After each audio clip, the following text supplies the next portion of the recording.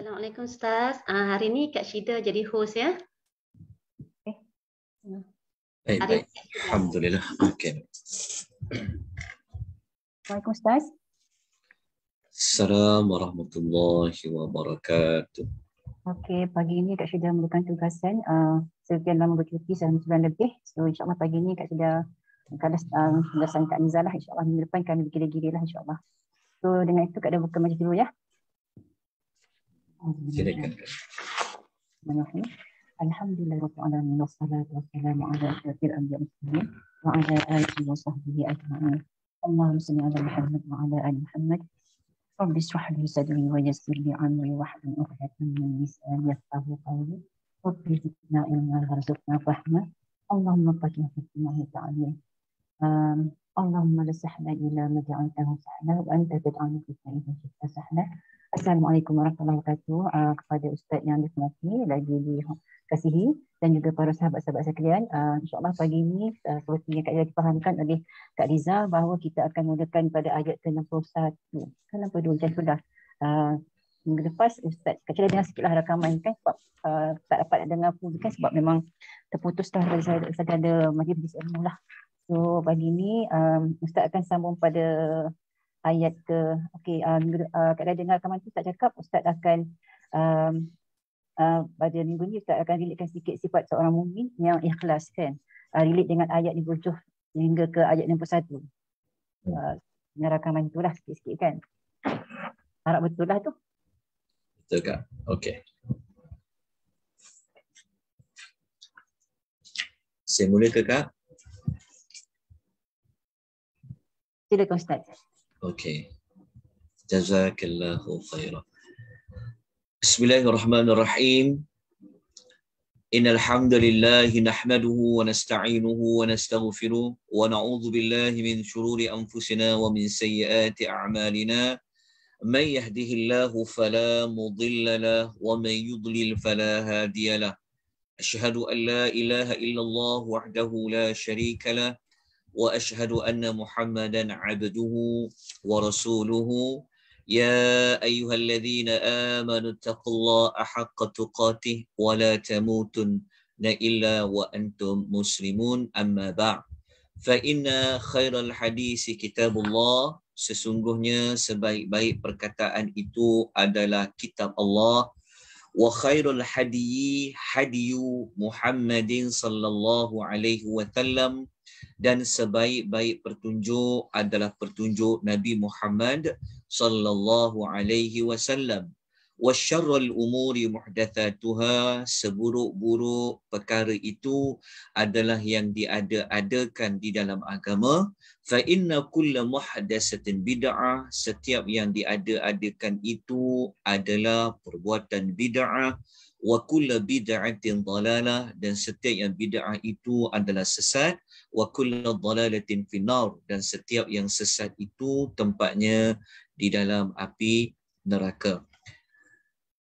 Assalamualaikum warahmatullahi wabarakatuh. Muslimin dan muslimat rahimani wa rahimakumullah. Alhamdulillah, kita bersyukur kepada Allah Subhanahu wa taala pada pagi ini kita dapat menyambung kembali pengajian tadabbur suratul Al-Mu'minun yang telah kita hentikan sementara hampir 2 minggu. Minggu lepas tiada, minggu sebelum pun tak ada.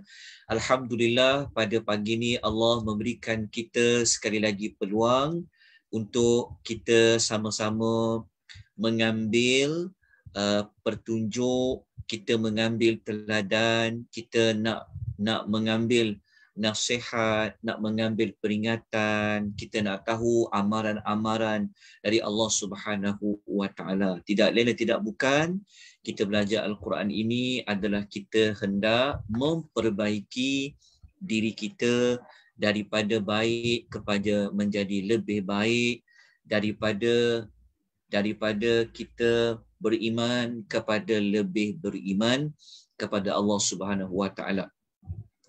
Jadi pagi ni apa yang kita nak pelajari? Baik. 2 minggu yang lalu, maksudnya kelas yang lalu, kita telah memasuki pada ayat 57 sehingga ayat nombor 61. Kalau tengok pada nota yang saya paparkan ini, nota ni telah diberikan pada kuliah yang lalu. Jadi kalau kita tengok kepada nota yang saya paparkan ini, kita telah mempelajari sifat-sifat lain bagi orang-orang yang beriman. Sifat-sifat lain ni maksudnya sifat orang yang beriman ini kita telah pelajari pada awal-awal surah Al-Mu'minun. Tetapi apabila kita sampai kepada ayat yang ke-57 sehinggalah ayat nombor 62 ini, ia dikaitkan dengan sifat tambahan yang lain yang perlu ada bagi orang-orang yang ingin mencari kejayaannya. Jadi ada sifat-sifat tambahan di sini. Jadi ia bermula ayat 52 sampailah ayat nombor 62. Saya mengulang sedikit, berikan saya izin dalam lebih kurang 10 minit untuk saya mengulang semula apa yang telah kita pelajari pada kuliah yang lalu. Ya, ulang-ulang ni sebenarnya teknik yang Allah gunakan di dalam Quran. Jadi kaedah pengajaran, pembelajaran yang Allah didik kita melalui Al-Quran, Allah menggunakan kaedah mengulang-ulang. Sebab tu kalau kita baca surah Makkiyah, kita akan jumpa surah-surah Makkiyah ni diulang cerita tentang beriman pada Allah, beriman kepada hari kiamat, beriman kepada Rasul. Dan berulang-ulang surah itu cerita. Begitu juga kadang-kadang kisah-kisah di dalam Al-Quran Allah ulangkan. Jadi pengulangan itu salah satu tujuannya adalah untuk pengukuhan. Jadi saya harap tuan-tuan dan puan boleh mengikuti dengan baik pengulangan semula apa yang telah kita pelajari pada kuliah yang lalu. Meraihkan juga bagi rakan-rakan kita yang tak dapat ikut pada kuliah yang lalu. Kalau seperti Kak Syidah sendiri menunaikan ibadat umrah, mungkin yang lain memang tak sempat, ya. Memang kita ada banyak perkara yang kita lakukan. Okey, jadi pada kuliah yang lalu, sifat orang beriman ni mudah saja untuk ingat. Okey, sifat orang beriman ini saya telah sebut pada kuliah yang lalu. Sifat dia sebenarnya kesimpulan dia di sini. Kesimpulannya dia berada pada ayat nombor 61.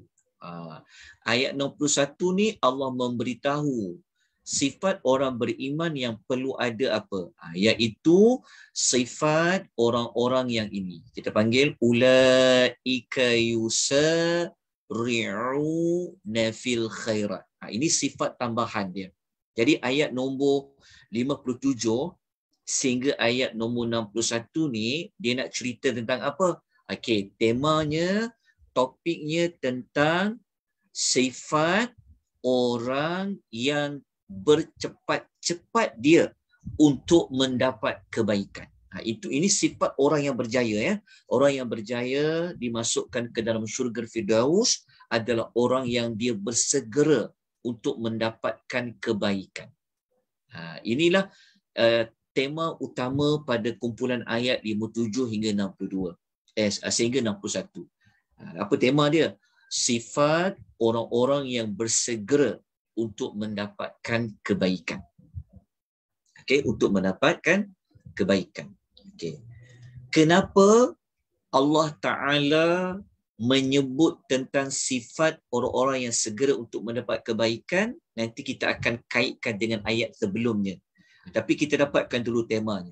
Jadi kuliah yang lalu, kuliah yang lepas, yang terakhir yang kita ikuti adalah tentang sifat orang-orang yang segera untuk mendapat kebaikan. Kebaikan dekat situ adalah nak mendapatkan ganjaran, nak mendapatkan pahala, nak dapat kasih sayang Allah, nak dapat rahmat Allah. Itu sifat orang yang berjaya yang akan masuk ke dalam syurga Firdaus.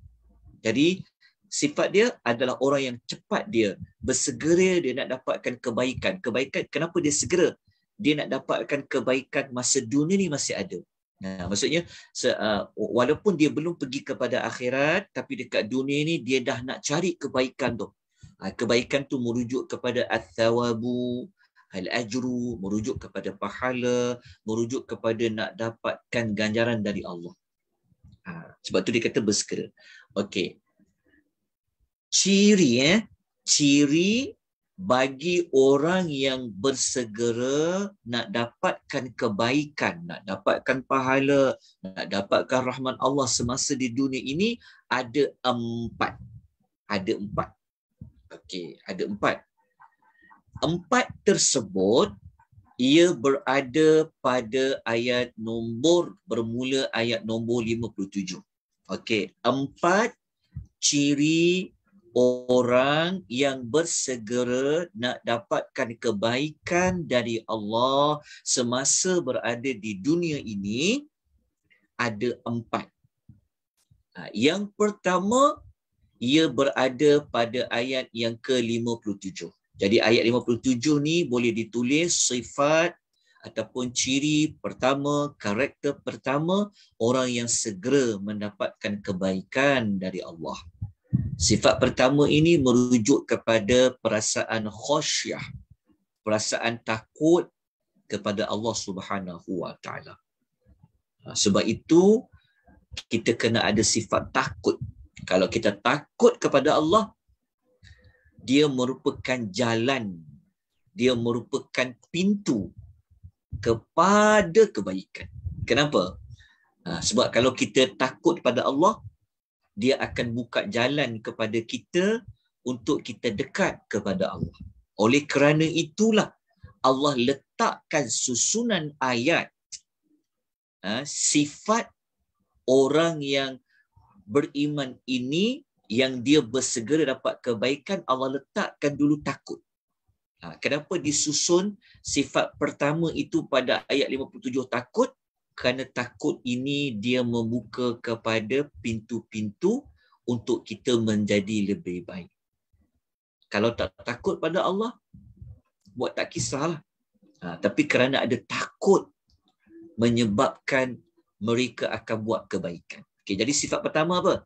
Sifat khasyatillah. Maksud sifat yang takut kepada Allah. Itu yang pertama.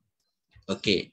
Yang kedua, sifat yang kedua bagi orang yang bersegera nak dapatkan kebaikan dari Allah semasa di dunia adalah berada pada ayat nombor 58. Apa dia sifat yang kedua tu? Mereka beriman kepada ayat-ayat Allah. Ayat-ayat Allah di sini telah kita ulas pada kuliah yang lalu. Mereka beriman kepada ayat-ayat Allah dari sudut kauniyah. Dia nampak alam semesta ni membawa dia kepada percaya wujudnya Allah. Dia nampak alam sekeliling ni, dia nampak matahari, dia nampak bulan, dia nampak semua-semua ni, dia membawa dia kepada meyakini bahawa Allah lah pencipta bagi segala alam ni. Itu beriman kepada ayat kauniyah. Okey, beriman kepada ayat syariah pula ataupun beriman kepada ayat Quran itu sendiri merupakan sifat yang kedua bagi orang yang bersegera nak dapatkan kebaikan. Jadi kalau kita nak dapat cepat-cepat dekat dunia ni, tanda Allah sayang dekat kita, kita nak dapat rahmat Allah semasa kita dekat dunia ni, maka kita kena ada juga sifat yang kedua. Iaitu beriman kepada ayat-ayat Allah. Okay. Sifat yang ketiga, sifat yang ketiga berada pada ayat nombor 59. Okay, ayat nombor 59, sifat ketiga bagi orang yang bersegera melakukan kebaikan. Sebab nak dapat kebaikan tu dari Allah semasa hidup di dunia, sifat ketiga ini adalah mereka mengesahkan Allah semata-mata.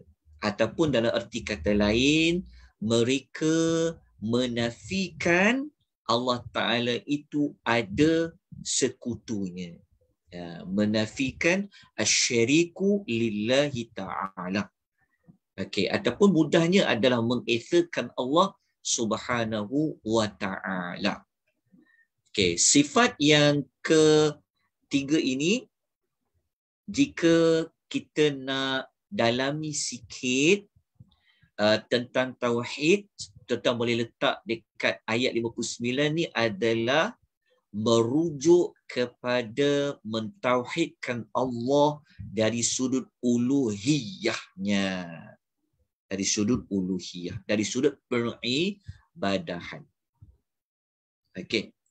Dah jelas ayat nombor 59. Dapat tak? Sifat yang ketiga bagi orang yang bersegera mendapatkan kebaikan dari Allah.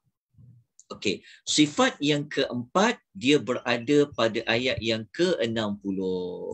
Ayat nombor 60 adalah sifat yang keempat orang yang bersegera mendapat kebaikan dari Allah, iaitu sifatnya kita kata orang yang menunaikan hak Allah dan dia menunaikan hak anak-anak Adam.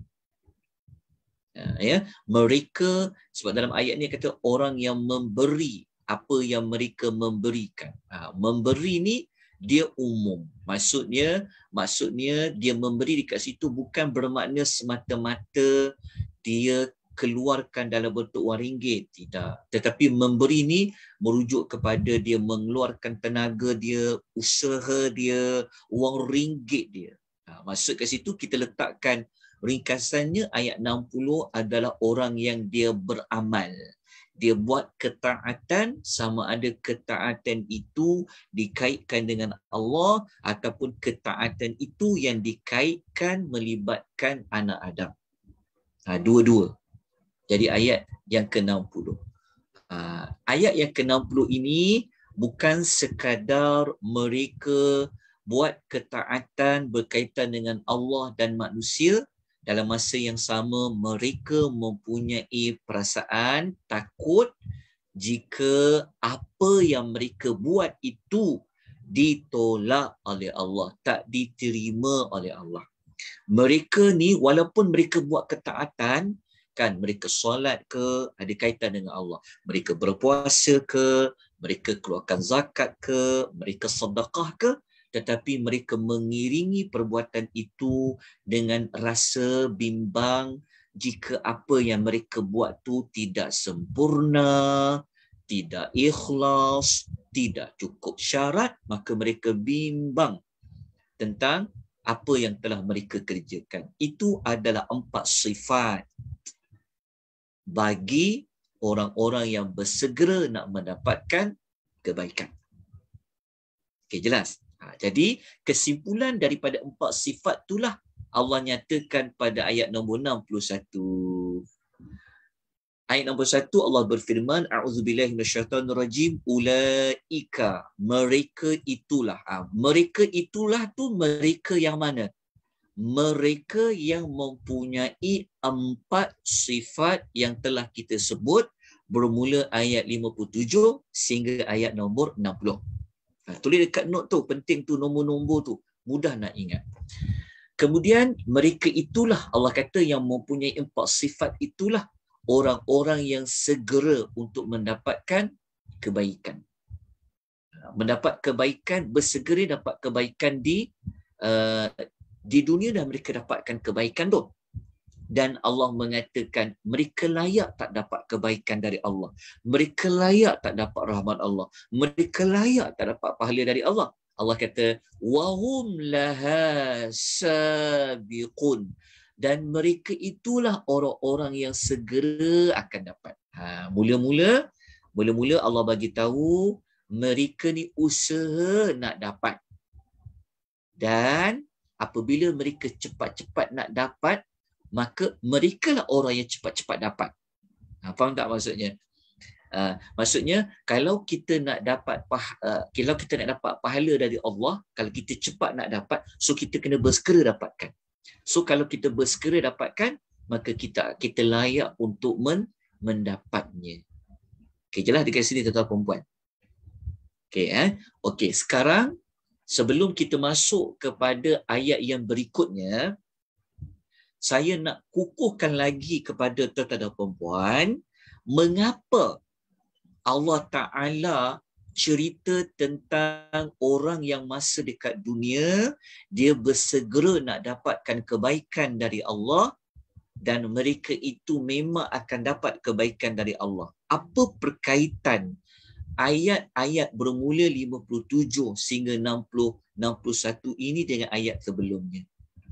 Okey, ayat sebelumnya ayat mana? Okey, tengok nota yang lama, tak apa. Kalau tak buka, tak apa. Boleh tengok di sini. Ini untuk peringatan saja. Pengulangan sikit saja. Untuk kita mengetahui bagaimana Allah menyusun, Allah menyebut sesuatu maklumat dalam Al-Quran ini, dia mempunyai perkaitan. Okey, kalau kita masih ingat lagi, ayat 55 dan 56 pasal istidraj. Masih ingat lagi kan? Kita dah belajar. Hampir 2 siri kita belajar tentang istidraj ini. Kalau kita masih ingat, waktu ayat 55 dan 56, tengok perkataan nusari'u lahu fil khairat. Ada perkaitan tak? Ada persamaan tak perkataan nusari'u lahu fil khairat pada ayat 56 dengan ayat nombor 61? Cuba kita buat perbandingan dia. Ada persamaan tak? Kalau kita baca ayat nombor 61 kan, kita jumpa tadi kan, Allah mengatakan merekalah orang yang bersegera fil khairat. Kita jumpa sama kan, ada perkataan fil khairat. Ayat 61 ada persamaan dengan ayat 56. Cuma bedanya di mana? Ayat 56 Allah Ta'ala memberitahu Allah memberitahu bahawa ada manusia di muka bumi ni, mereka telah tersalah sangka bahawa kebaikan yang mereka dapat dekat dunia ni, seperti mereka ada harta, mereka ada anak-anak, mereka sangka mereka kaya, mereka ada segala-galanya, itulah tanda kebaikan yang Allah beri semasa mereka di dunia. Faham tak? Mereka salah sangka. Mereka mendapat kebaikan di dunia. Tetapi sebenarnya bukan itu tanda mereka itu dapat kebaikan dari Allah.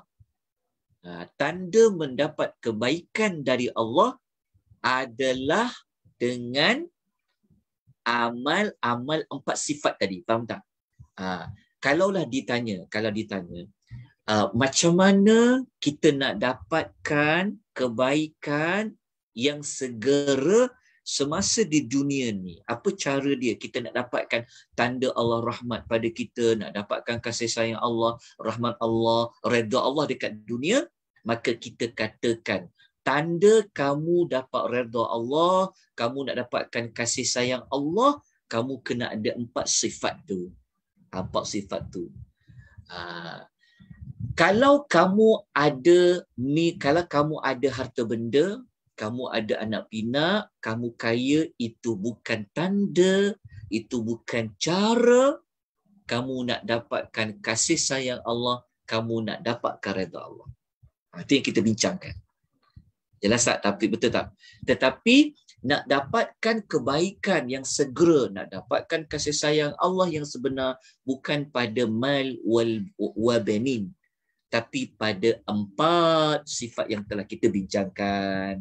Itulah perkaitan, hubung kait ayat yang kita dah belajar tentang 57 sehingga 61 setelah kita belajar ayat 55 dan 56. Jadi ayat 55 dan 56 ni Allah menyebut sifat orang yang tersalah sangka tentang cara nak dapat kebaikan. Tetapi yang sebenar-benarnya cara nak dapat kebaikan dari Allah itu adalah pada ayat 57 hingga ayat nombor 61. Okey, jelas tentang maklumat ini. Tuan-tuan puan ya? Okey. Jadi kita terus pergi kepada sambungan ayat 62. Jadi kalau ikut asalnya, pagi ni memang kita akan belajar bermula ayat baru, ayat 62. Ayat 62. Okey, tapi saya terpaksa ulang supaya lagi banyak kita ulang, sebenarnya lagi banyak kita faham. Lagi banyak kita akan, ialah pertama kita dah terpisah 2 minggu. Jadi kita boleh ingatkan balik. Okey, kita terus kepada ayat 62. Saya mohon maaf ya, ambil sedikit waktu untuk buat pengulangan. Memang kaedah pengajaran, wallahu alam, saya tak tahulah tenaga pengajar yang lain. Tapi kalau saya jadi cikgu, saya suka mengulang semula apa yang telah dipelajari pada kelas yang lalu. Tambah-tambah pula, kita ada jarak kelas kita tu. Jadi kalau dia seminggu sekali, memang kalau bagi saya memang baik untuk diulang sedikit apa yang telah dipelajari pada kelas yang lalu. Moga-moga kaedah yang saya gunakan ini dapat diterima oleh tuan-tuan dan puan-puan. Sebab apa? Sebab kadang-kadang saya banyak dapat feedback juga, kadang-kadang ada orang dia tak suka ulang banyak kali sebab dia nak cepat habis. Macam tu ada. Sehingga tempat tu dia tak suka ustaz ulang banyak kali. Kalau ulang banyak kali ni nanti dia jadi lambat. Dia macam ayat tak banyak belajar. Jadi saya pun tak tahu sebenarnya. Nak belajar Quran ni nak cepat habis ke nak apa? Saya tak tahulah tu. Tapi bagi peribadi saya suka jika tuan-tuan faham dan tuan-tuan boleh mengajar semula. Kalau tuan-tuan faham, kita belajar bukan untuk kita je. Betul tak? Kita belajar bukan kita je nak masuk syurga. Bukan kita je nak dapat rahmat Allah. Tetapi kita belajar untuk kita sampaikan kepada orang lain. Kalau kita sampaikan kepada orang lain, kita ajar kepada orang lain, itulah yang dimasukkan dalam hadis, khairukum man ta'allamal Qur'ana wa 'allamahu. Sebaik-baik kamu adalah orang yang belajar Quran dan mengajarkannya. Kat itu, ingat, kita masuk kelas tadabbur, belajar Quran, jangan ingat untuk jadi pelajar saja. Tetapi kita mesti ada adab untuk kita mengajarkan semula. Orang yang paling dekat yang kita nak ajar adalah siapa? Anak-anak kita, adik-beradik kita, ahli keluarga kita. Kita tak nak kita saja yang tahu. Tapi untuk pastikan tuan-tuan boleh mengajar semula, bagi saya kena bagi tuan-tuan betul-betul faham. Jadi nak bagi faham ni, maka saya menggunakan kaedah membuat pengulangan apa yang dah belajar pada kuliah yang lalu. Dan saya juga membantu dari sudut bagaimana nak pastikan ayat-ayat ini yang dalam satu surah ini mempunyai kesinambungan dia. Ya, boleh kan, insya-Allah. Okey, sebab kelas kita ni 1 jam setengah. Okey, jadi kita ambil masa lah buat sedikit pengulangan. Okey, kita terus kepada ayat nombor 62. Tapi sebelum pergi ayat 62 kan, ada satu ayat 61. Okey, nota ni ada tak? Yang nota ayat 57 sampai 62. Nota ni pun penting juga, tahu tak, dalam perempuan. Kadang-kadang kalau baca terjemahan saja, mungkin kalau baca semula, alamak, apa dia? Tapi kalau ada nota yang ringkas ni, sekurang-kurangnya nampak macam belajar jugalah. Kalau pergi sekolah, mana bukunya. Kan? Okey, jadi kita buat. Okey, dapatkan nota ni. Ada siapa-siapa yang tak dapat lagi, tolong nyatakan maklumat itu di ruangan chat, di Zoom ke, di FB Academy Tadabbur ke, tolong. Sebab kalau boleh kita nak perlu ada nota rujukan lah. Okey, lepas tu print kumpul, nanti compilekan. Okey. Pada ayat nombor 60, kita patah balik sekejap dekat ayat nombor 60 tu. Ada sikit maklumat dekat sini ayat 60. Ayat 60, kita kena ambil ayat hujung ni. Ni penting ni.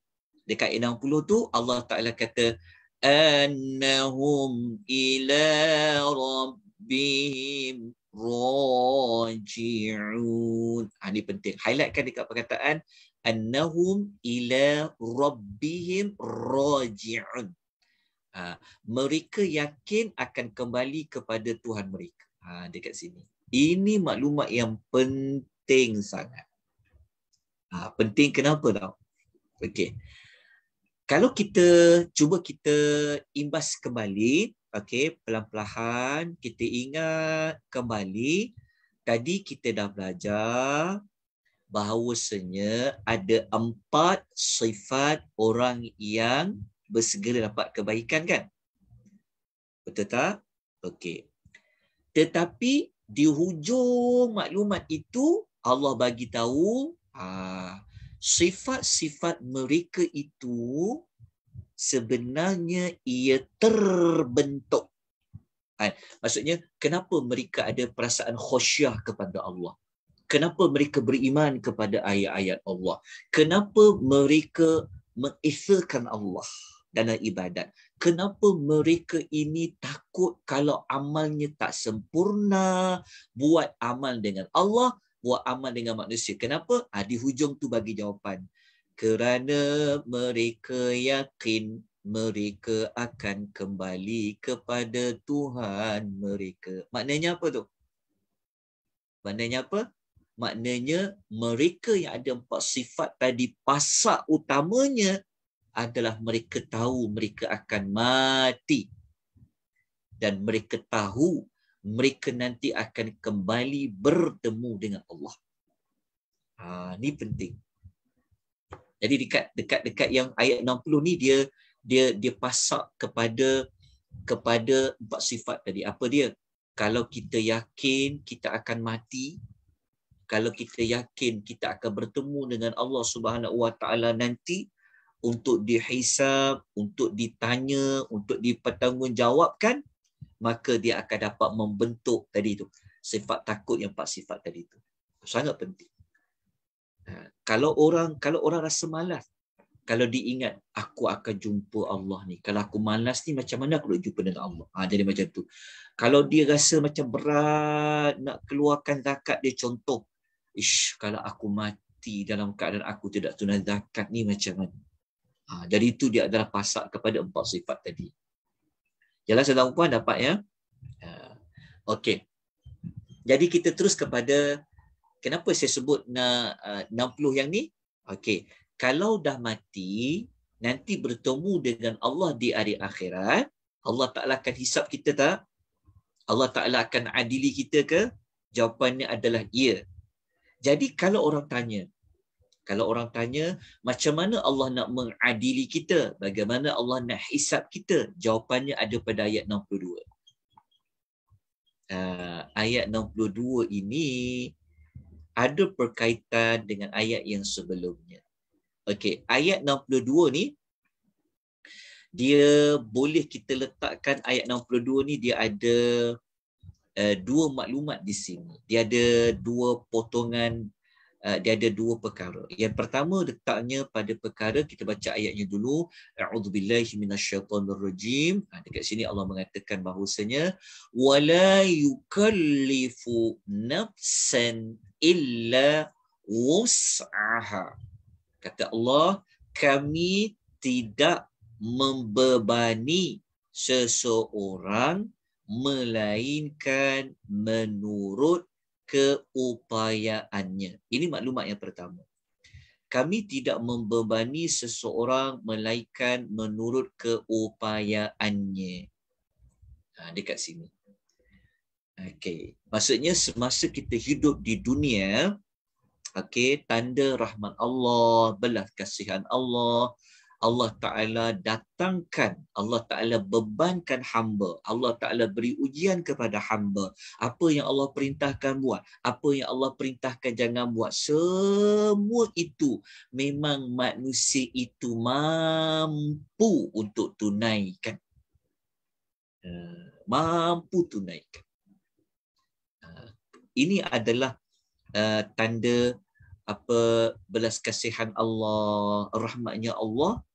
Allah Ta'ala tidak pernah memberikan tanggungjawab, mendatangkan ujian, mendatangkan musibah menyuruh sesuatu, melarang buat sesuatu, melainkan kita mampu. Di sini juga bagi kita jawapan apa? Kita mampu tak buat 4 sifat tu?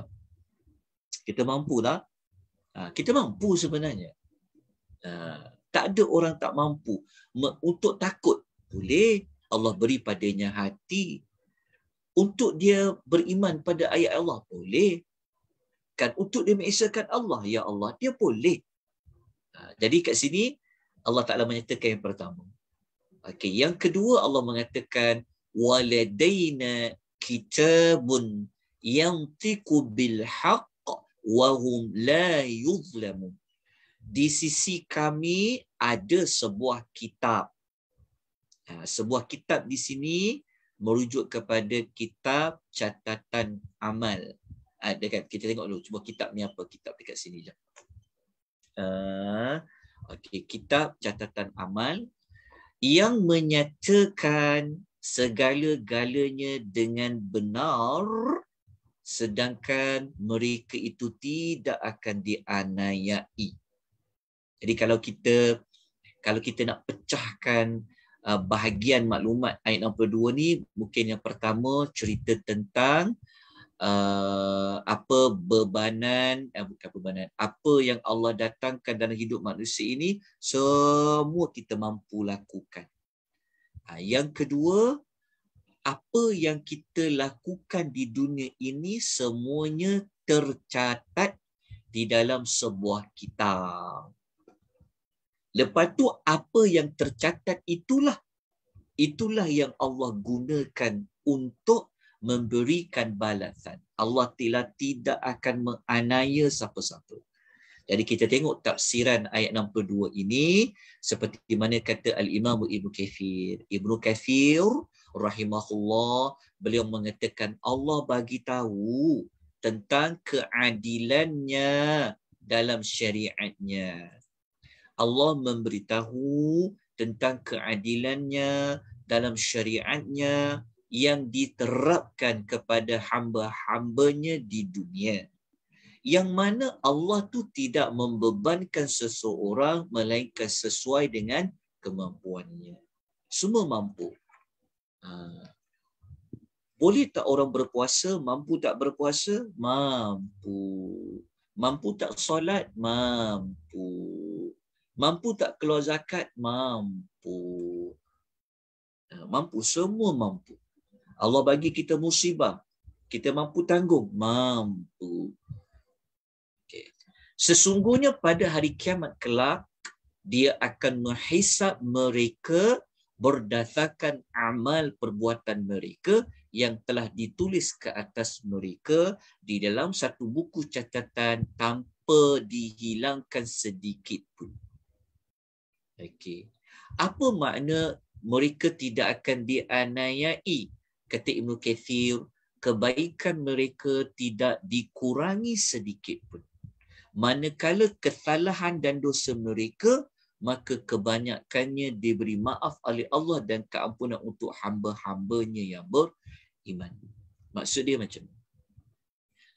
Kalau kita buat pahala tu tidak ada di dalam buku catatan. Dia akan ada.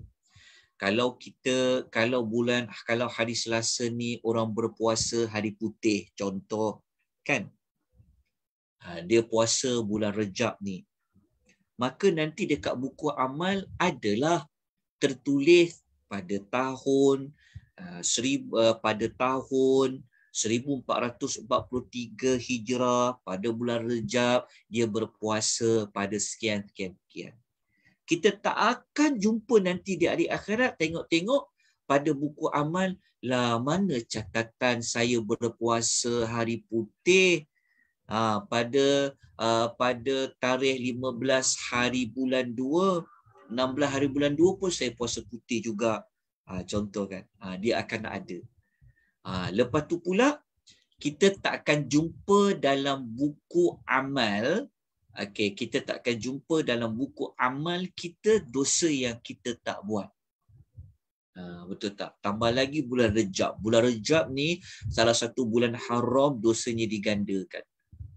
Tiba-tiba waktu kita tengok dosa kita nanti di hari akhirat, didapati, lah, bila pula lah saya pergi fitnah dia ni. Saya ni. Kan contoh kan. Tak ada. Apa yang kita tak pernah buat dari sudut maksiat, Allah Ta'ala tidak akan adakan dia di dalam buku. Apa pahala yang kita buat tidak akan hilang di dalam buku amal. Bahkan nanti kita akan dapati dosa itu pula diampunkan oleh Allah. Pahala itu pula nanti akan digandakan oleh Allah Subhanahu wa Ta'ala. Jadi inilah ayat 62 ya, yang dapat dikaitkan dengan sifat kalau kita nak menjadi al-mu'minun. Okey, kita nak menjadi al-mu'minun yang sebenar-benar beriman kepada Allah, kita nak berjaya masuk syurga Firdaus. Ayat 62 ni memberitahu kepada kita bahawasanya kita ada peluang nak masuk syurga Firdaus tu. Kita boleh buat semua amal-amal yang telah Allah perintahkan. Semua boleh. Semua mampu. Okey, begitu juga Allah Ta'ala bagi tahu kepada kita apa yang kita lakukan ni pasti nanti Allah Ta'ala akan balas mengikut apa yang kita lakukan. Sebab tu kita janganlah, sebab itu kita tak perlu nak fikirkan apa nanti orang nak kata, ataupun kita tak perlu nak fikirkan, nak harapkan apa balasan daripada orang. Walaupun manusia tidak appreciate kita, manusia tidak hargai kita, tidak bagi balasan, tetapi bagi Allah ia ada dalam catatan amal. Dalam masa yang sama mengingatkan kita, ingat apa yang kamu lakukan itu ada dalam buku catatan. Baik, ada di ruangan chat, ada yang mengatakan ayat 62 tu lebih kurang sama dengan surah Al-Baqarah ayat 286. Ya, dia ada persamaan maklumatnya di situ. Kalau surah Baqarah kan Allah kata la yukallifullahu nafsan illa wus'aha. Ya, dia sama. Tapi kenapa ayat ni dia duduknya di sini? Kerana nak menghubungkan, nak mengaitkan yang empat sifat tadi tu. Empat sifat tadi tu menunjukkan tentang peluang yang Allah beri semasa di dunia. Okey, kita habislah untuk ayat 62. Jadi tuan-tuan dan puan, kena senaraikan apakah pengajaran, apakah teladan yang boleh diambil, apa tindakan nak buat, apa perlu kita berubah, apa yang perlu kita tambah baik. Tuan-tuan nyatakan pada setiap ayat-ayat yang dah belajar. Jadi kita dah faham, paling penting kita faham dulu apa yang Allah kehendaki. Barulah kita boleh menyenaraikan apa resolusinya, apa tindakannya yang kita nak buat dalam kehidupan kita. Okay, cuma saya tidak bincangkanlah perkara tersebut dalam pengisian tadabbur kita. Dalam masa yang sama tu kita dah terangkan dah sebenarnya sedikit sebanyak pengajaran dia.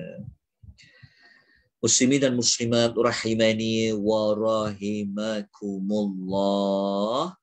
Ada apa-apa nak tanya sebelum kita lanjutkan dengan ayat yang berikutnya pada nota yang baru, iaitu pada ayat nombor 63 sehingga ayat nombor 77.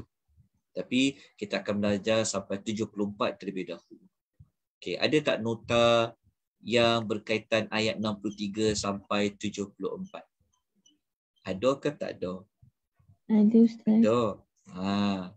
Dahsyat, Okay, dahsyat, alhamdulillah. Jazakumullahu khaira. Tak maaf ya, saya lambat bagi sebab baru siap ni pagi tadi. Ya, saya minta maaf banyak-banyak. Rasa macam kalau tak ada nota ni boleh sebenarnya nak sampaikan, tapi jiwa saya ni tak boleh sebenarnya ya. Rasa macam tidur pun tak lena, makan tak seredu, ingat sangat tentang mengajar. Kejap tuan-puan, saya ada sesuatu.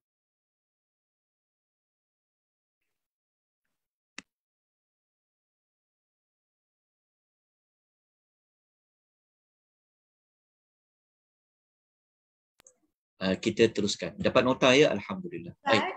Nak tanya, Ya. ada beza ke dengan yukalifullah dengan nukalifullah? Ya dengan nun tu, is it present tense, past tense ke? Siapa? Sama je. Kalau nukallifu tu maksudnya kami tidak membebankan. Okey. Nun tu merujuk kepada kami. Maksudnya Allah Ta'ala mengatakan dia tidak membebankan. Ayat satu lagi tu bunyinya apa? La yukalifullah. La yukallifullah. La yukallifullah, Allah juga tu ya, dan dia tidak membebankan. Ganti nama, dia tidak membebankan. Sentiasa tidak membebankan, betul lah tu. Sentiasa tidak membebankan, betul. Jadi ayat-ayat ni boleh dijadikan sebagai sebagai penguat dalam hidup kita. Jadi apa-apa dekat kita, kita ingat, oh, aku mampu sebenarnya lalui ujian ini, masalah ini. Okey. Kita Ustaz, Ya. Ni saja. Saya rasa ayat 62 dengan ayat 286 tadi Al-Baqarah tu yang lebih kurang sama tu. Sebagai satu kaedah macam yang Ustaz kata tadi, sama bersamaan dengan bertepatan dengan kaedah yang Ustaz katakan, pengulangan mengikut keadaan. Ya, betul. Dia sebenarnya ya, istilah pengulangan tu kalau dibincang dengan lebih mendalam, ia tidak patut ada sebenarnya dalam Quran. Dia kalau ikut asas dia, kita sebut pengulangan ni sebenarnya sebab kita nak fahamkan saja ya. Tapi dari sudut ilmiahnya, sebenarnya Allah Ta'ala tidak membuat pengulangan sebenarnya. Kita nampak dia seperti ada pengulangan. Tetapi kalau kita sebut, kenapa? Kerana para ulama mengatakan kalau kita sebut dia macam ada pengulangan, nanti pengulangan tu macam apa faedah dia pengulangan tu? Jadi kat situ para ulama bincang. Sebenarnya secara lebih mendalam, Quran ni dia tidak ada pengulangan. Kalau dia ada pengulangan pun, dia memberikan maklumat tambahan. Jadi betul lah puan sebut tadi itu, dia adalah untuk kaedah memberikan pengulangan. Sebagai satu kaedah pengajaran ya. Yes. Persoalannya yang lain adalah mengapa dalam konteks ayat itu Allah Ta'ala menyebut tentang tidak membebani seseorang. Kenapa? Kenapa disebut ayat itu? Kalau dekat dalam suratul Baqarah ayat 286 tu, dia nak dikaitkan dengan ayat 285 dengan 284. Kalau dengan 284. Tak ada beritahu sekiranya macam untuk kita memahami pada ayat yang kita tadabbur tu, katalah 286 ni kan, Al-Baqarah ni dia ada persamaan dengan ayat pada dalam ayat 262 ayat ini. Tapi sebelum tu kita kena tengok pada ayat 285 dulu untuk kita relatekan dengan sesuatu ayat tu kan. Maknanya perbezaan situasi antara 286 dengan ayat 662 Al-Mu'minun tu. Situasi berbeza kan. Saya rasa sebab ayat ni diturunkan Madah Makiyah kan, surah Baqarah ni. Madaniyah kan. Saya rasa sebab tengok situasi ayat tu berbeza kan. Diturun tu masa bila. Ustaz selalu kalau Ustaz tadabbur, dia suruh kita relate kan. Sebelum kita nak memahami sesuatu ayat yang kita tadabbur tu, kita tengok ayat sebelum tu. Ya, itu yang sepatutnya kita tengok. Jadi salah sudut persoalan tadi tu, maksud dia mengapa diletakkan, perlu diterangkan adanya tentang nukallifullahu nafsan illa us'aha tu pada konteks suratul Mukminun dan konteks pada ayat suratul Baqarah. Jadi dekat suratul Mukminun kita sebut ni kerana dia ada berkaitan dengan amal-amal yang kita telah sebut pada ayat nombor 61 tadi tu, bersegera dalam melakukan kebaikan. Okey, itu sebab kita bersegera ni dia adalah tindakan, dia perlukan kepada usaha. Jadi usaha itu sebenarnya kita mampu, kita ada ruang dia.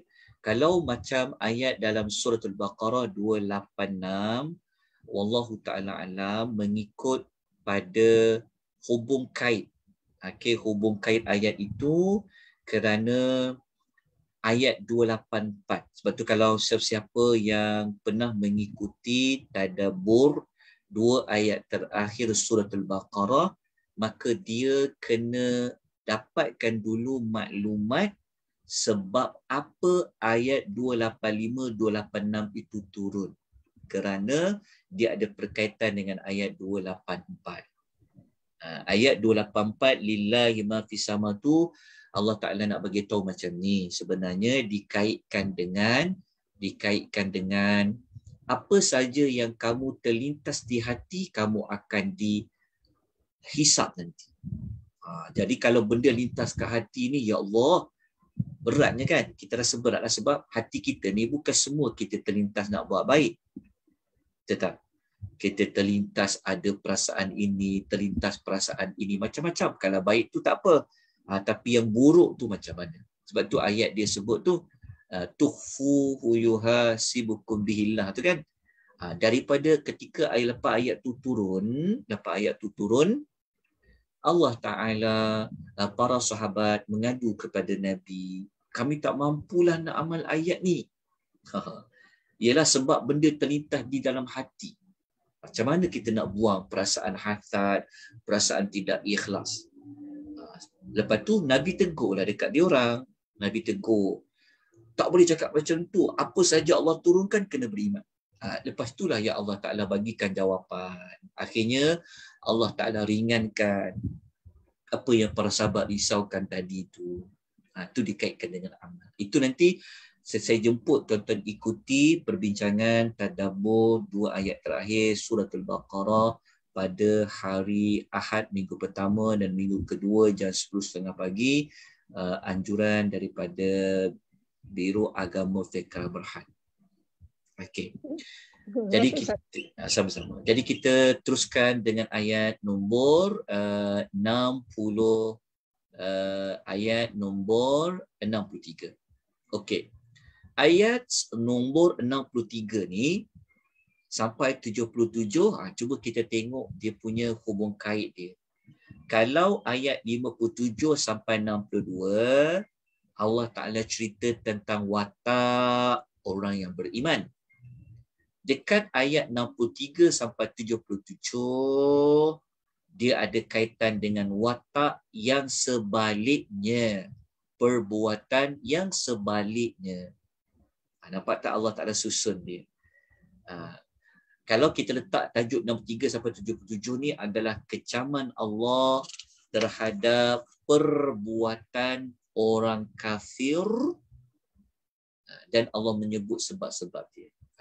Kalau ayat 57 dan 62 merujuk kepada watak manusia yang beriman, mereka dah buat 4 sifat tadi, maka ayat yang berikutnya lawan kepada watak sifat orang yang beriman. Nampak dulu perkaitan dia dua-dua dulu perkaitan dia. Nampak perkaitan dia seolah-olah macam lawan, macam sifat berlawanan. Kalau satu tu sifat orang ahli syurga, satu lagi 63 sampai 77 merujuk kepada sifat orang yang sifat ahli neraka. Quran dia selalu buat macam tu. Al-Quran menggunakan kaedah membawa dua-dua pendekatan itu. Kadang-kadang Quran datang membawa dalam bentuk memberikan motivasi macam tu. Kadang-kadang Quran datang dalam bentuk memberikan ancaman. Itu kaedah yang Allah Ta'ala guna dalam Quran. memberikan motivasi ni kadang-kadang namanya istilahnya macam at-targhibu. Kalau memberikan ancaman at-tarhihi hayaba tarhibu. Ataupun mudah dia, kalau kita baca dalam Quran kadang-kadang Allah bawa berita gembira basyira. Kadang-kadang Allah bawa berita berbentuk ancaman nadhira. Itulah pendekatan yang kita kena pelajari. Jadi apabila kita faham dua kaedah itu, Allah Ta'ala nak menyuruh, Allah bagi kita peluang. Kita nak memilih nak jadi seperti apa. Kita nak menjadi manusia ayat 57 hingga 62 kah? Ataupun kita nak menjadi manusia ayat 63 sampai 77. Sebab itu Allah Ta'ala datangkan dua golongan ini untuk kita menilainya, untuk kita menimbang taranya. Nak melihat yang mana. Allah bagi peluang. Okay, jadi kita masuk terus kepada ayat 67. Kita tengok pada nota yang diberikan. Okey, ayat 67, ayat 63 sampai 77. Tapi kita mulakan dulu dengan ayat-ayat. Sebelum kita mulakan ayat ini, saya nukilkan apa ulasan Ibnu Kathir terhadap ayat 63 sampai 77 ni terlebih dahulu. Okay. Ibnu Kathir, sebenarnya Ibnu Kathir dia nak buat hubung kain. Dia kata, Allah Ta'ala berfirman seraya, maksudnya Allah Ta'ala berfirman dalam masa yang sama, Allah Ta'ala nak mengingkari, kita tinggal huruf G kat sini, mengingkari orang kafir dan orang-orang musyrik daripada kaum Quraisy. Maknanya ayat 63 sampailah ayat 77 ini, Allah Ta'ala menyebutkan tentang sifat orang kafir, orang-orang musyrikin. Dalam masa yang sama, Allah Ta'ala tak suka sifat tu. Allah Ta'ala benci sifat itu dilakukan. Okay, jelas kat sini. Kenapa kita perlu asingkan antara kumpulan ayat dengan kumpulan ayat, supaya tuan-tuan tahu kalau kita baca Al-Quran contohnya kan, kita nak berhenti pada cerita apa. Contoh kalau kita baca Al-Quran, cuma saya tak pasti Quran terjemahan tuan-tuan dan perempuan ni ada tak diletakkan satu tanda mengikut kumpulan-kumpulan cerita. Faham tak maksud saya? Contohnya tadi ayat nombor berapa? Ayat nombor 63. Sebab tu kalau kita baca Quran kan, kita nak berhenti bacaan tu. Elok kita berhenti pada sesuatu cerita-cerita dia, topik-topiknya. Kalau kita baca dekat ni, kalau okey. Jadi kalau kita nak berhenti cerita kan, kita boleh berhentilah. Kalau kita kata nak berhentilah baca sampai ayat nombor 72, kita berhenti. Ayat 62 kita berhenti. Lepas tu kita sambung balik cerita yang berikutnya. Ini sekadar contoh sahaja. Okey, kita pergi kepada ayat 63. Okey, sebelum kita pergi kepada ayat by ayat, saya nak bantu kita semua untuk tahu dulu apakah topik-topik yang nak dinyatakan bagi kandungan ayat. Sebab ayat ni kalau kita baca sekali, kalau baca terjemahan, kalau tak tengok taksiran, lepas tu kalau baca hanya satu taksir, memang susah nak faham. Dia memang kena baca pelbagai kitab taksir nak faham ayat dia. Saya pun terpaksa membaca beberapa rujukan untuk memahami apa yang Allah nak kata ni sebenarnya. Okey. Jadi setelah membaca beberapa kitab-kitab tafsir, maka dapatlah kesimpulannya seperti dalam nota lah, mudah. Dalam nota tu saya telah letakkan di bawah keterangan ayat saya letakkan topik dia. Dekat sini, topiknya kat sini. Nampak tak topik dia? Ni. Maksudnya, kalau ditanya, kalau kita nak tahu, ayat 61 ni tentang apa ya? Ayat 63 ni tentang apa? Dekat dalam kurungan tu, saya telah letakkan dia punya intipati ayat tu. Tapi kalau nak faham lagi, kena baca tafsiran lah. Tapi kita letak intipati dia. Okey, ayat 63 ni seperti mana yang kita baca Ibnu Katsir ni, tengok Ibnu Katsir ni dia ulas ni untuk kumpulan ayat 63 sampai 73 lah. Dia terangkan. Dia kata kumpulan ayat 63, 64, 65 sampai hujung tu dia kaitkan dengan sikap orang-orang kafir yang Allah tidak suka, yang Allah bantah sikap tu. Okey, lepas tu diterangkan sikap yang pertama apa sifat utamanya, apa pecahan-pecahannya, macam tu. Okey. Ayat 63 ni dia jadi seperti ayat 63 ni adalah sifat utama dia. Sebenarnya isu utamanya pasal apa? Okey, ayat 63 ni yang ni saya bagi contoh ya, untuk kalau tuan-tuan nanti dah faham ayat 63 ni, kalau nak letak tajuk kecil dia yang lain pun tak apa. Yang paling penting tuan-tuan faham dan tuan-tuan sendiri boleh tahu nak rujuk kembali apa. Okey, kalau saya letakkan ayat 63 ni, kita letakkan, saya bagi contoh penyebab ataupun faktor orang kafir Quraisy ini tidak mahu menerima peringatan dari Al-Quran, dan kalau mereka tidak mahu menerima peringatan tu, apa kesan dia? Jadi dia punya kata kunci dia adalah dia begini, dia punya isu utamanya sebenarnya pasal Quran. Ingat situ. Isu utamanya adalah berkaitan dengan Al-Quran. Ingat kat situ. Isu utamanya tentang Al-Quran. Okey. Apabila kita sebut tentang Quran, ingat ya, apabila kita sebut tentang Quran, dia mesti dikaitkan dengan apa?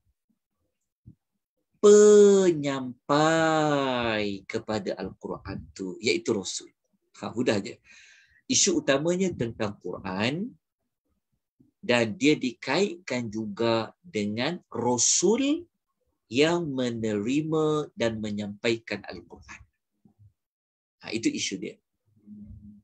Isu ini berada pada ayat 63 sampai 77. Okey. Pada 4 sifat orang beriman yang kita telah belajar sebelum, yang kita ulang tadi itu, ada kaitan tak dengan Quran juga? Sifat yang mana yang dikaitkan dengan Quran tu? Pada sifat yang kedua kan, mereka beriman dengan ayat-ayat Allah. Okey. Jadi letak dekat sini. Penyebab, gariskan dekat, mungkin kita boleh kata penyebab dan kesan kepada penyebab ini. Okey, kita baca dulu ayat dia. A'udzubillahi minasyaitonirrajim.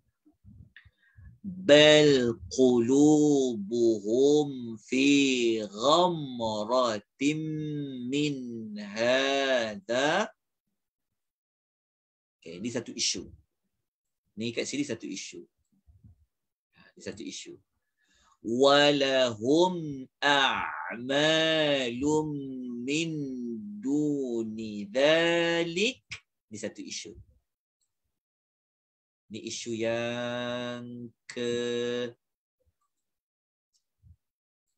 yang kedua. Kat sini. Okey, tandakan dekat situ. Walahum a'malum min duni dhalik hum laha 'amilun. Hum laha 'amilun ni adalah perincian kepada perkara kedua. Faham tak? Okey, perkara pertama, penyebab tidak mahu menerima peringatan Al-Quran, dia duduk dekat sini. Kejap. Dia duduk dekat ayat ini. Pelan-pelan kita belajar. Ini isu satu. Ini isu satu, kita kena pecahkan dia kat sini. Potong dia. Supaya kita faham satu isu kepada satu isu. Isu yang kedua duduk dekat sini. Kena buat dia punya pecahan lah. Supaya mudah faham. Okey, jelas? Boleh pair tak? Okey. Jadi isu pertama ni lah, dia adalah penyebab. Sebab. Penyebab.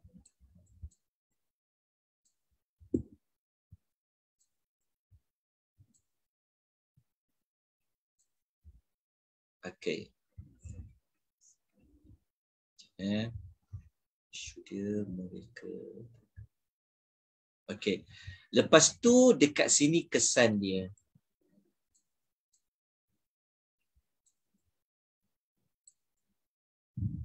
Ataupun kalau tuan-tuan tak nak jadikan dia penyebab dekat sini kan, tuan-tuan boleh jadikan dia adalah isu utamanya. Boleh juga kat sini. Isu utama dia. Isu utama yang dibincangkan. Jadi kesan dia. Letak dua maklumat tu. Okey, kalau saya guna PowerPoint senang. Senang sangat nak jelaskan. Tapi nak buat PowerPoint ni dia mengambil masa yang sangat lama. Jadi jelas. Okey, tuan-tuan boleh dengar suara saya dengan baik kan? Jelas ke? Ya.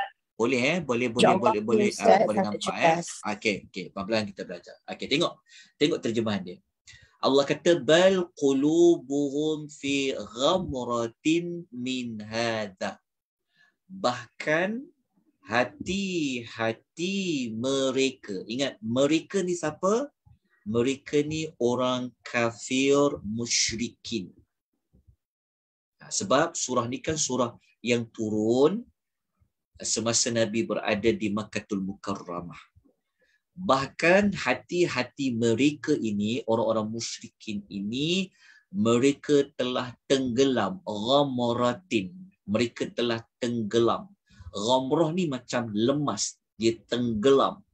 Maknanya hidup mereka ni memang dah teruk benar dah. Kalau orang tenggelam ni macam dah lemas ke dalam dah. Macam tu. Ghamrah ni macam, kalau orang lemah ni, dia lemah yang macam di bawah tu. Bawah sangat. Jadi mereka telah tenggelam. Bukan tenggelam tu masih lagi ada kepalanya, boleh nampak tangan, kepala lagi. Kalau tenggelam lemah tu tak, ni tenggelam memang tenggelam di dasarnya. Itu perkataan ghamrah kat situ penting. Okey, bahkan hati-hati mereka ni tenggelam. Tenggelam dalam apa?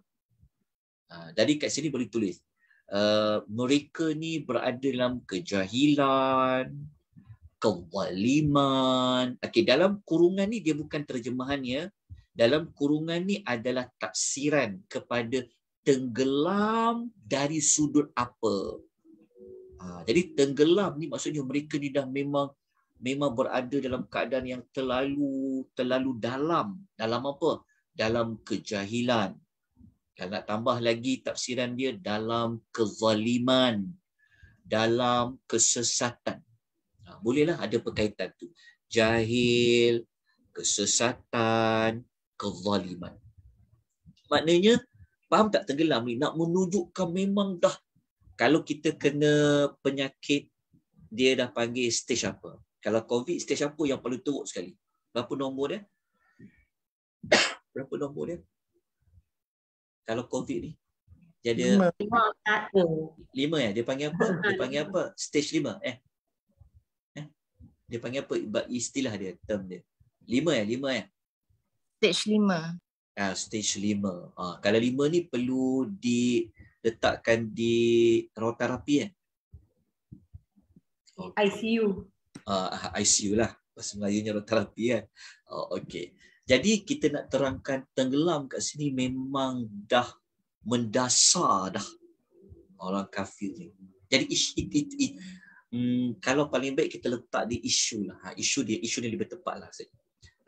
Isu ni utama dia mereka tenggelam. Okey, tenggelam dalam apa? Tenggelam dalam kejahilan, kesesatan, kezaliman.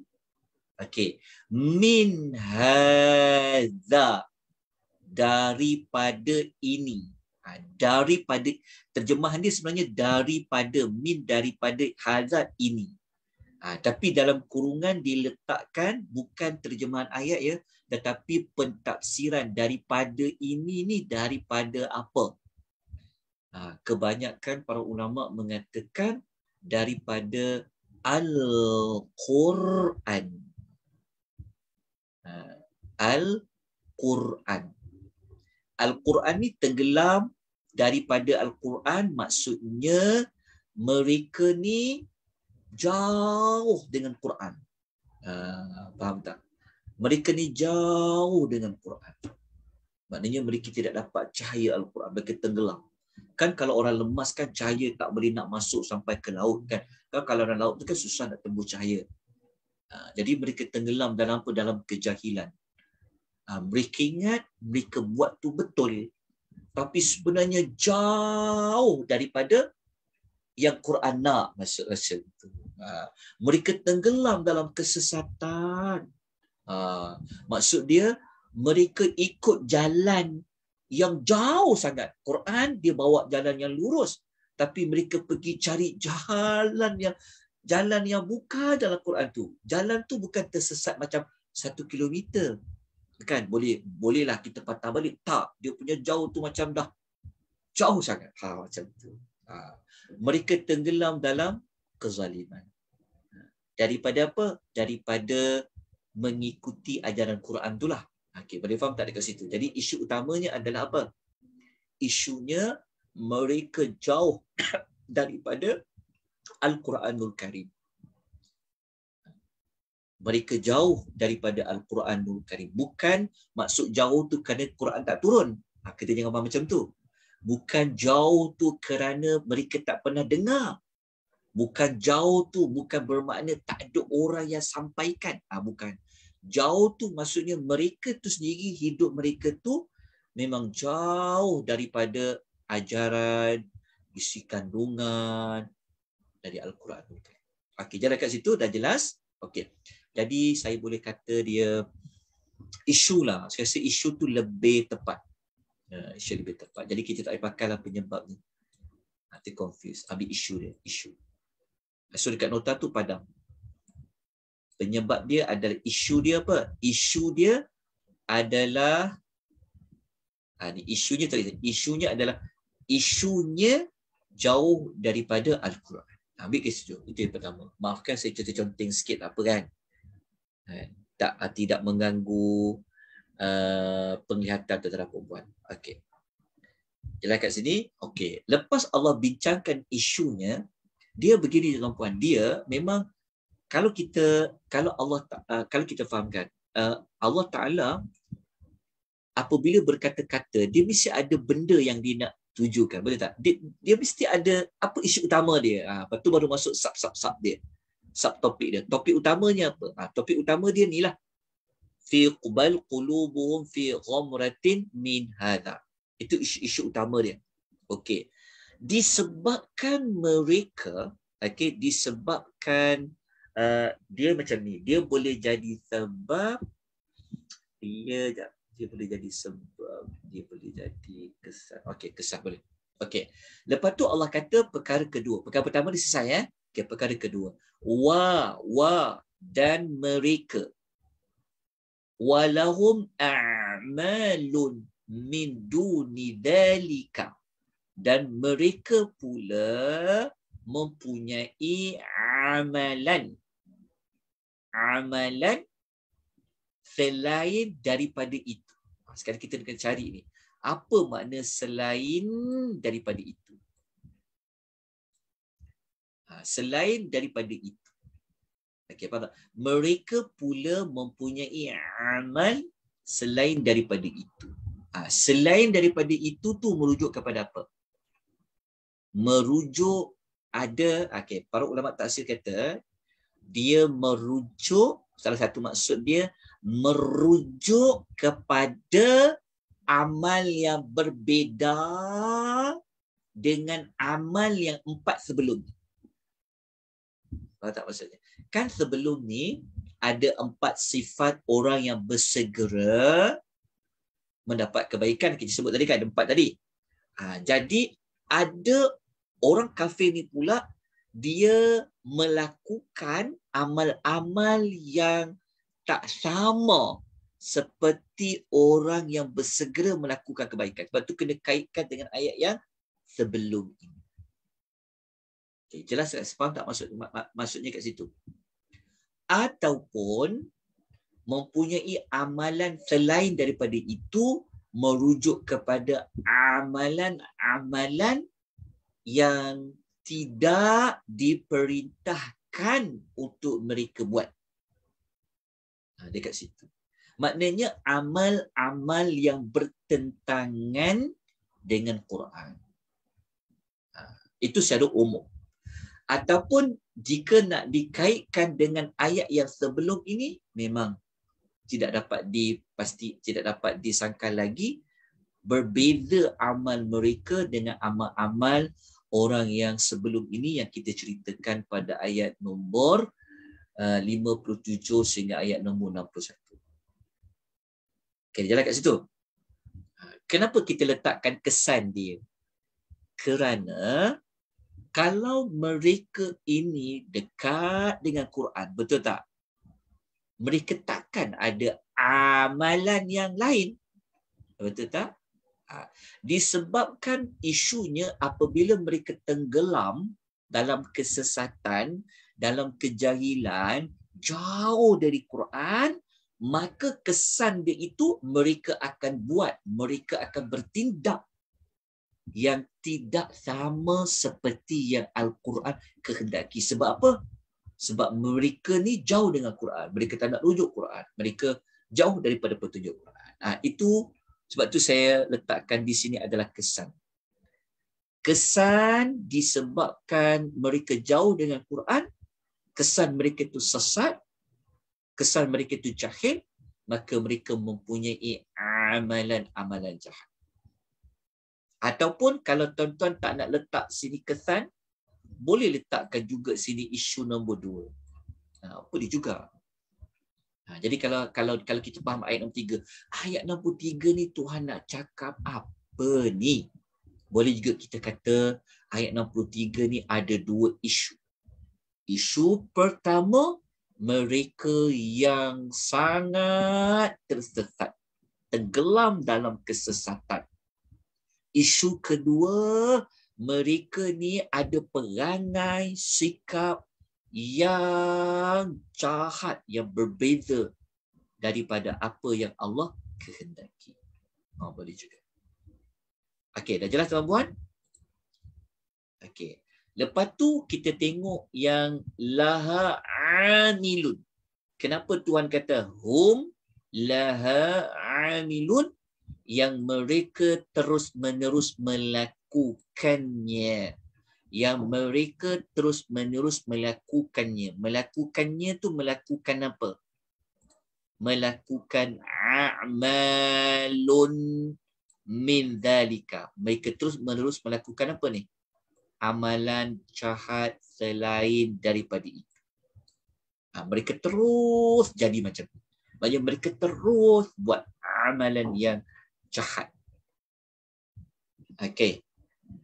Saya terangkan ni sebenarnya para ulama yang terangkan. Cuma saya tak bacalah tafsiran ni. Tapi kalau nak kukuhkan, kita tengok tafsiran ayat nombor 3. Boleh tuan-tuan puan? Okey. Kita baca ayat nombor 3 je dulu. Nanti kita bincangkan lagi. Okey, ayat 23 ni saya ambil salah satu tafsiran dalam kitab Tafsir Al-Munir karangan Profesor Dr. Wabah Az-Zuhaili rahimahullah. Dr. Wabah Zuhaili ni beliau mengatakan ayat nombor 3 ni maksudnya apa dia kata? Mereka tenggelam. Lepas tu diterangkan dalam kejahilan, kelalaian dan sikap tidak peduli terhadap Ni dikaitkan dengan ayat sebelum ni. Sikap tak peduli tentang buku catatan amalan yang ada pada para malaikat pencatat amal. Ini kaitan dengan ayat mana? 62 kan? Yang kita belajar tadi kan? Ada buku catatan amal yang akan bagi tahu apa yang telah kita buat. Mereka tak peduli pun, tak ambil kisah pun pasal benda tu. Kan? Lepas tu kata Dr. Wabah Zuhaili lagi, mereka lalai dan tidak peduli terhadap penjelasan yang dibuat oleh Al-Quran terhadap sifat orang yang musyfiq, iaitu yang takut kepada Allah. Yang kita baca ayat sebelum ni, yang telah disebutkan pada ayat sebelum. Maknanya Dato' Wabah kata mereka ni tenggelam dalam kejahilan. Maksudnya mereka ni memang tak ambil kisah langsung dah, kan? Sifat takut ke, sifat beriman dengan ayat-ayat Allah ke, sifat untuk mengesakan Allah ke, sifat untuk takut kalau amal ditolak ke, mereka memang tak nak terima, mereka tak ambil peduli dah. Jadi kesimpulan dia, mereka tidak mengambil peduli terhadap isi kandungan Quran. Itulah maksudnya mereka tenggelam daripada ini, maknanya daripada Quran. Sebab dalam Quran tu dia ada macam-macam. Dia ceritakan semua perkara. Okay, itu isu dia. Jelas ya? Okay. Kalau kita baca dalam tafsir yang ditulis oleh Syekh Abu Bakar Jabir Al-Jadairi dan tafsir Al-Aisar, beliau menafsirkan pula apa makna mereka mempunyai amalan jahat selain daripada itu. Apa maksudnya? Syekh Jabir menghubung kaitkan dengan 4 amalan lawan dia. Iaitu selain amalan orang yang beriman. Yang beriman tadi yang mana? Yang 4 sifat tadi itulah. Maknanya berbeza sangat. Orang yang tak nak peduli tentang ajaran Al-Quran, isi kandungan Quran ni, mereka mempunyai sifat yang berbeza dengan sifat-sifat yang sebelum ini. Okey, jelas? Faham kan? Okey, lepas tu kenapa Allah Ta'ala kata mereka terus-menerus melakukannya? Maknanya Allah biarkan tak mereka buat? Betul tak? Kan? Kalau kita baca, kalau kita faham kan, Allah Ta'ala berkuasa untuk matikan orang buat syirik, betul tak? Kan? Dia sembah patung. Boleh tak Allah Ta'ala matikan? Boleh. Tapi kenapa Allah kata mereka terus-menerus buat? Kenapa Allah biarkan mereka terus-menerus buat amal jahat tadi itu? Jadi Ibnu Katsir rahimahullah, dia memberi ulasan. Dia kata, telah ditetapkan bagi mereka pelbagai perbuatan buruk. Maksud ditetapkan tu maksudnya memang Allah Ta'ala nak bagikan mereka ni peluang untuk mereka buat perbuatan buruk tadi tu, yang harus mereka kerjakan sebelum, bukan sebetulnya sebelum kematian mereka. Dan itu merupakan suatu kepastian agar azab boleh ditimpa kepada mereka.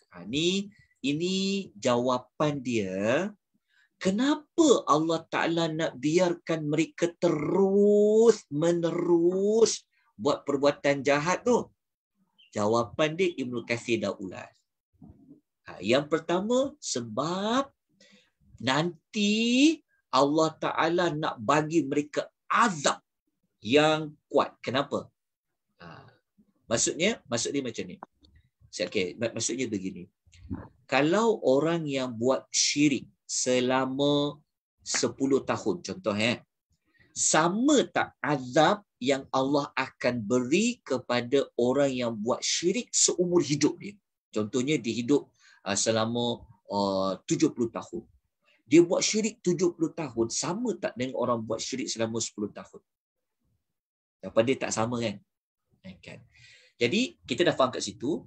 Lepas tu, kenapa Allah Ta'ala nak biarkan mereka mensyirikkan Tuhan secara terus-menerus? Kita tahu kan Allah Ta'ala ni, hati manusia kan Allah Ta'ala boleh ubah. Tapi kenapa Allah biarkan? Kerana memang dalam takdir Allah Ta'ala nak biar dia mati dalam keadaan macam tu supaya kalau dia mati dalam keadaan dia terus menerus buat dosa, kan apabila terus menerus maknanya dia lama banyak buat dosa, supaya azab tu boleh ditimpa kepada mereka dengan sedahsyat-dahsyatnya. Itulah maknanya. Faham tak maksudnya? Okey. Jelas tak? Ini ada kaitan dengan istidras juga yang kita telah bincang sebelum ini. Nanti kita kaitkan balik sebelum. Okey. Jelas tak tuan-puan ayat 63 ni? Jelas Ustaz. Okey. Okey. Maknanya Allah biarkan mereka berdosa. Maknanya Allah memang nak azab mereka di atas perbuatan mereka itulah ya Ustaz. Ya. Ya, ini yang kita telah bincangkan. Kalau tengok dekat nota muka surat nombor 4 ni, kita ada sebutkan, saya ada bawa satu contoh ayat lain, surah Al-Imran ayat 178 tu.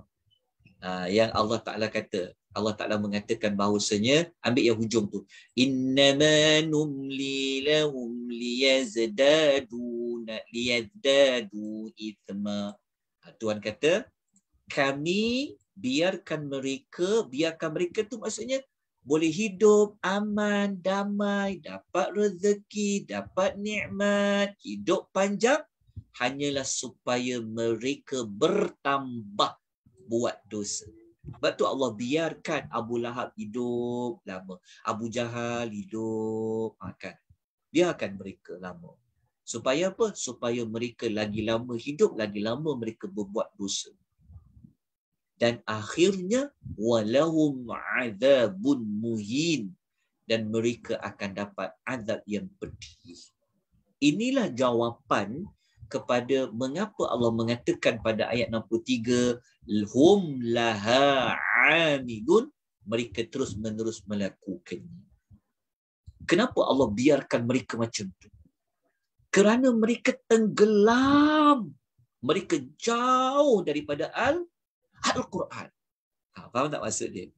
Lepas tu kalau orang bertanya pula, Allah tak kesian ke dekat diorang? Kan Allah Ta'ala tu maha belas kasihan? Kita nak jawab macam mana? Takkanlah Allah Ta'ala tak buka pintu hidayah dekat diorang. Kesianlah kat diorang, mati dalam kafir. Kita nak jawab macam mana? Betul juga kan soalan tu kan? Logik tak? Kenapa Allah Ta'ala biarkan? Mungkin orang salah faham, Allah Ta'ala suka ke mereka buat dosa? Ni kita jangan faham macam tu. Maksudnya Allah bagikan mereka itu, bagi peluang sebenarnya nak bagi mereka taubat. Tapi mereka tak nak taubat, mereka buat dosa-dosa, maka nanti daripada dosa yang bertimbun-timbun itulah Allah Ta'ala nak bagi mereka azab yang sangat pedih. Jadi nak tahu azab yang pedih itu macam mana? Kena baca nanti pada ayat 64. Ini ada jawapan dia, sambungan dia. Faham tak? 64 tu azab yang pedih tu macam mana? Azab tu. Okey, lepas tu kalau orang tanya lagi, kenapa mereka boleh jauh dari Al-Quran umpama orang yang lemas di dasar? Allah tak bagi peluang kepada mereka? Jawapan dia ada pada ayat lain. Nanti kita bincang dekat ayat nombor 66. 66, 67 kita akan bincang. Sebab apa mereka ditimpa azab? Dekat sini jawapan dia. Kenapa Allah Ta'ala nak timpa azab pada mereka? Ada 3 sebab. Apa yang mereka dah buat? Lepas tu, kita akan belajar nanti dekat ayat nombor 68, Allah sebutkan pula 4 sebab nanti. Kita akan belajar ada 4 sebab kenapa mereka tolak Quran tu. Kenapa mereka jauh dengan Quran tu. Nanti kita akan bincangkan. Okey, baca dulu nota ni, fahamkan dulu. InsyaAllah minggu depan kita akan gunakan nota ni sekali lagi untuk kita meneruskan siri tadabbur yang berikutnya. Jelas tak tuan-tuan dan puan untuk pengisian pada pagi ini? Mohon maaf ya kalau terpaksa berfikir aras tinggi. Saya mohon maaf ya. Quran ni sebenarnya senang. Quran ni tak susah ya. Tapi nak memahamkan dia tu memerlukan penerangan yang Ustaz? lebih lanjut. Ya, silakan. Ayat ni hanya untuk orang kafir je lah kan? Okey, dari sudut konteks ayat memang untuk orang kafir, tetapi dari sudut pengajaran kepada kita semua juga. Dari sudut sasaran ayat ni ditujukan kepada siapa? Ditujukan kepada orang kafir. Tetapi dari sudut pengajaran, teladan, dia adalah untuk kita semua. Jadi Allah Ta'ala nak bimbing kita. Allah Ta'ala nak ajar pada kita. Allah Ta'ala nak bagi tahu pada kita. Apakah kesan kalau kamu tenggelam, kamu jauh dari Al-Quran? Apa kesan kalau kita sentiasa dalam melakukan kejahatan? Itulah dia punya pengajaran dia. Okey, terima kasih Ustaz. InsyaAllah. Nanti kita kupas lagi pada ayat-ayat yang lain. Okey, ada pertanyaan lain? Ada nak dikongsikan apa-apa ke? Silakan. Ya, silakan. Yang ni sebenarnya macam ayat ni bukan Allah sengaja, Allah membiarkan mereka tu bukan kerana ketidakadilan Allah. Sebenarnya Allah dah bagi kepada kita jalan takwa dan jalan fujur. Seperti ayat surah Asy-Syam ayat 8. Tapi kita yang pilih untuk sesat. Jadi Allah sesatkanlah kita. Sebab macam tu sebenarnya Ustaz.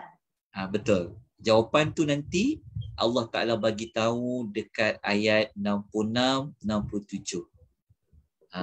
Ada 3 sebab kenapa mereka itu diazab hasil kesesatan mereka. Ada 3. Lepas tu daripada 3 ni pula Allah Ta'ala menyebutkan macam mana mereka boleh jadi 3 penyebab.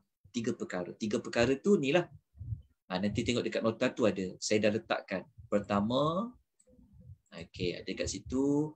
Kedua dan ketiga. Ada 3 penyebab kenapa mereka berada dalam kesesatan tu. Lepas tu 3 penyebab ni pula dia ada perincian dia lagi merujuk kepada ni. Salah satu daripada 4 sebab mereka ada perangai macam tu. Ada perinci lagi. Maknanya nak menunjukkan seperti Kak Liza sebut tadi tu, maknanya mereka dah dibagi peluang secukup-cukupnya. Tapi mereka sendiri yang memilihnya. Sebab tu tak boleh baca ayat 63 saja. Dia kena baca ayat berikutnya untuk menerangkan. Maksudnya ayat 64, 65, 66, 67, 68, 69 tu semua memperincikan tentang ayat 63. Dia macam ayat 64 bawah tu, lepas dia tu menerangkan ayat isu utama dekat ayat nombor 63 dia. Itulah teknik Quran. Dia akan bawa isu utama, dia akan bawa topik utama, lepas tu dia akan perincikan. Dia akan terang. Begitu. Kalau kita belajar dalam cara orang buat baik tu, Allah letak di hujung. Dia punya isu utama kat sinilah. Mereka orang-orang yang bersegera buat kebaikan. Dia terbalik pula. Hujung ayat, lepas tu perincian kepada 61, dia pergi ayat yang mula-mula. Nampak tak? Kaedah dia macam tu. Ada macam tu. Jadi dia silakan. Sebenarnya ayat-ayat Quran ni sebenarnya ditujukan kepada pembaca dia, kepada siapa yang membaca dia. Jadi kalau kita baca dan kita tengok ayat-ayat tu macam ditujukan, uslub utama dia ditujukan kepada orang kafir, tapi sebenarnya peringatan tu untuk kita supaya kita tidak menjadi ambil sifat kekafiran dan kemunafikan ke apa yang ada dalam ayat-ayat tu. Sebenarnya macam tu kan Ustaz? Ya, betul. Sebab itu tujuan Al-Quran. Kalau tak dia jadi tujuan, buat apa kita nak kena wajib beriman kepada Quran? Maksud dia itu yang dipanggil istilah al-ibrah bi umumil lafaz la bi khususis sabab.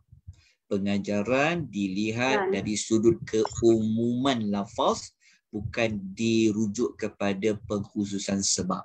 Sebab itu kita minta, kita dah sebut awal-awal tadi, kita nak cari apa resolusinya. Sebab tu kita nak kena bincang apa tindakannya, apa yang kita nak kena tambah baik, apa yang kita nak baiki. Jadi kita nak baiki, nak tambah baik tu, kita nak rujuk apa? Siapa yang suruh tambah baik? Al-Quran. Siapa yang suruh baiki Al-Quran? Siapa yang suruh kita berubah Al-Quran? Itulah tujuan utama kita buat tadabbur. Jazakallah Ustaz. Wa antum fajazakumullah khair. Okey, kalau tak ada apa soalan kita tutup. Kita tangguhkan minggu depan insya-Allah kita guna nota yang sama Kita menggunakan nota yang sama. Nanti kalau minggu depan tu Kak, kita ulang semula pada ayat 63, kita buat pengulangan. Lepas tu kita teruskan dengan ayat yang berikutnya. Saya serahkan kepada Kak Syida untuk penutupan. Sebelum kita tutup. Alhamdulillah. Jazakumullah khairan katsiran Ustaz atas penjelasan hari ini. Alhamdulillah full lah rasa macam padat dah dapatnya 4 sifat yang perlu ada pada orang yang bersegera. Apabila kita dapat maklumat tentang kebaikan, kita kena segera melakukan ada daripada ayat 57 sampai ke ayat 60. Itulah satu tindakan kita. Salah satunya ayat pada tindakan yang nombor 2 tu. Mendapat pengajaran daripada Al-Quran. Maksudnya kita kena berdampingan Al-Quran lah. Al-Quran tu antaranya tadabbur Ustaz ya. So alhamdulillah, terima kasih Ustaz atas ilmu pada pagi ini. Syukur kita diberi kefahaman, diberi masa yang lapang, kesihatan untuk berada di taman-taman syurga insya-Allah. So insya-Allah kita jumpa lagi pada minggu depan. Terima kasih sahabat-sahabat. Okey. Subhanakallahumma wa bihamdika asyhadu an la ilaha illa anta astaghfiruka wa